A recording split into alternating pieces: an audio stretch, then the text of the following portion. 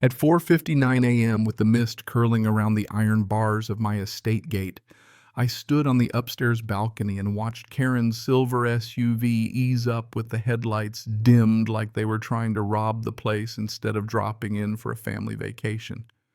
Her parents were huddled in the passenger seats, nervous as raccoons, which, if you ask me, was about the only time I'd seen them actually nervous, because for years they carried themselves like they owned everything they could see from the church steeple on down.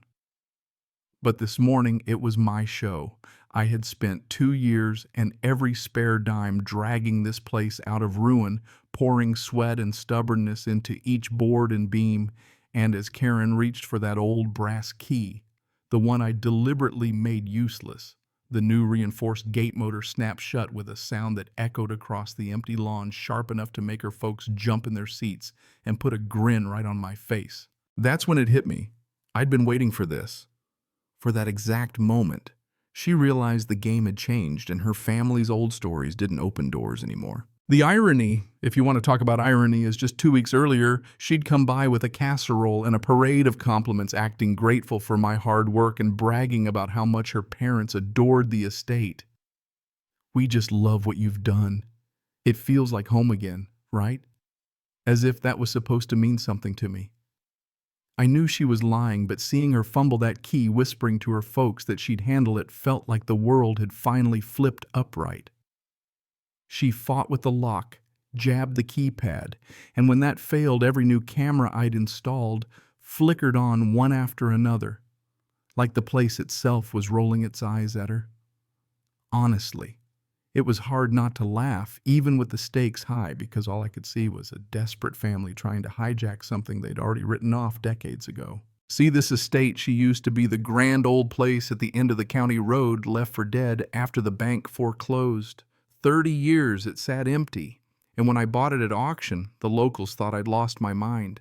But to me, every busted window and rotted board was a step back towards something solid after my own life had come apart. Call it therapy or maybe just stubbornness, but I needed this house as much as it needed me. So when Karen started circling, acting like her grandparents' garden parties meant she had a claim, I knew I was in for a storm, like thunder in the hills, you know. At first she played nice, showing up with cookies, always asking about deeds, taxes, permits, questions that don't belong in small talk. But her eyes kept darting to the gate controls, the mail slot, the corners of the house, like she was casing the joint. The night before all this blew up, I walked the grounds with a flashlight, double-locking the stable doors, feeling the cold settle in, and I just knew she'd try something soon, because entitlement always rears up after you show a little kindness. When she started in on the lock that morning, I thought back to the day I signed the deed, the county clerk raising an eyebrow, like he was watching a man sign his own death warrant, the realtor warning me about local feelings, and I remembered promising myself I'd prove every last one of them wrong. Fixing this place wasn't just about restoring a house. It was how I clawed myself back from a brutal divorce and a life that had gone sideways. Each nail, each stone, hell, each time I patched a roof leak at 2 a.m. was me refusing to quit. That's why Karen's scheme burned so much deeper than a simple boundary dispute. She wasn't just after property. She was after the only thing I'd built for myself in years. The sprinklers hissed to life as dawn broke, silvering the rosebeds, and Karen stomped back to her SUV, probably to call the sheriff, not knowing I'd already had coffee with him weeks earlier and walked him through the new security system. Her parents tried to reason with her, their voices floating up. "Maybe we should go." "Karen, this isn't worth it." I just watched, remembering the nights I slept on a cot inside the shell of the library with a thermos of coffee. No heat, no help, certainly not from Karen, who once told her friends the place would collapse before I was done. Now that it shined with the lawns clipped and the chandeliers blazing, she thought it belonged to her family. Never mind the sweat, the bills, the nights I lay awake listening for leaks and break-ins. She kept at the keypad, cursing, while her parents shrank behind the windshield. I let her stew, savoring every second, honestly, already drafting a note for the HOA board in my head. letting the grapevine know exactly whose name was on the deed now.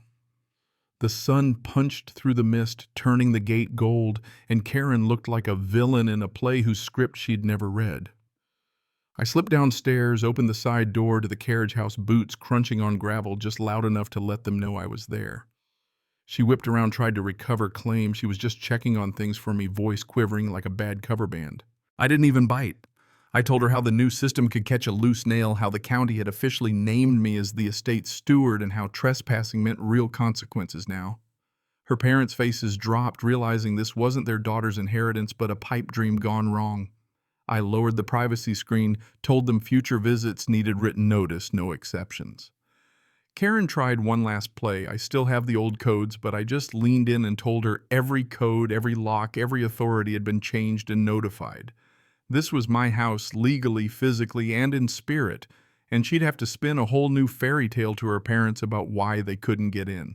They left slow and defeated, their SUV swallowed by the trees. Only then did I let myself breathe. I knew this was just the first battle. Karen's pride runs deep as bedrock, but the line was drawn. I stood on the steps, breathing in wet earth and paint, already planning my next move. The quiet sting operation with my lawyer, the county inspector's visit, all the angles she'd never see coming. This had turned from a fight over dirt to a fight over principle, the right to build something of your own and defend it from anyone who thinks your sweat is theirs for the taking.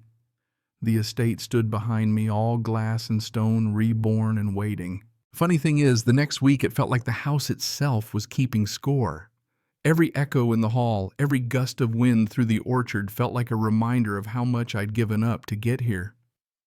And it all started long before the showdown at the gate, back when the estate was nothing but broken dreams and brambles, when I first set foot on the porch and felt the bones of something worth saving. I saw past the wrought imagined lanterns, glowing fireplaces roaring, took the leap when everyone else called it madness. Those first months were a grind, roofs caving in, raccoons nesting in the pantry, the whole place reeking of mold and hopelessness. Karen wasn't around for that, of course.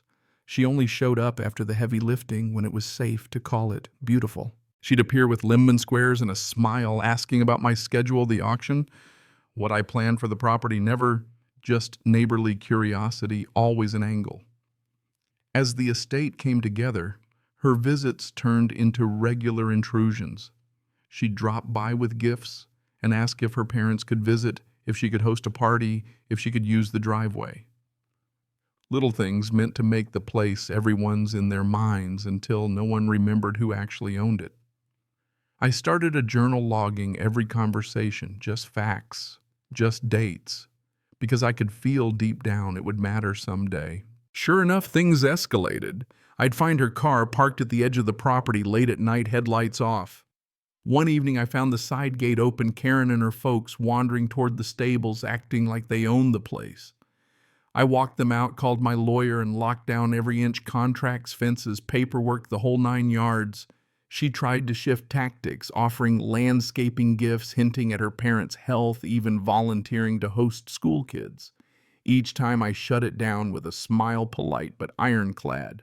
You learn quick that it's easier to rebuild a house than keep it safe from ambition. Karen turned from neighbor to opponent. I turned from dreamer to defender. By the time the estate was whole again, she'd moved from subtle hints to outright stunts flyers for open houses I never approved, stolen photos online, even a forged booking scam. Each move she made, I stayed 2 steps ahead, upgrading security, laying legal traps, gathering evidence. The day she showed up with a moving van and a caravan of would-be guests claiming reservations for a weekend stay, I was ready. Hit Record called the sheriff watched her confidence crumble on camera as deputies laid it out in black and white: fraud, trespassing, the whole list. That was the turning point, the moment the narrative snapped. Karen's schemes exposed her guests turning on her, the sheriff's lights chasing her off my driveway. The estate itself seemed to breathe easier, and for the first time since I'd started, I could walk through the halls and feel proud. Relieved, yeah, but proud. Over time, the news spread. Neighbors who doubted me started waving from afar.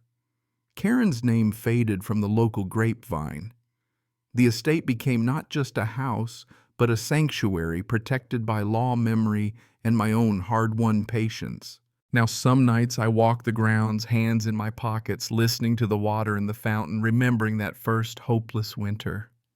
The gate stands strong, the house glows from within, and I know I've built something no one can steal, not with keys, not with lies, not with all the nostalgia in the world.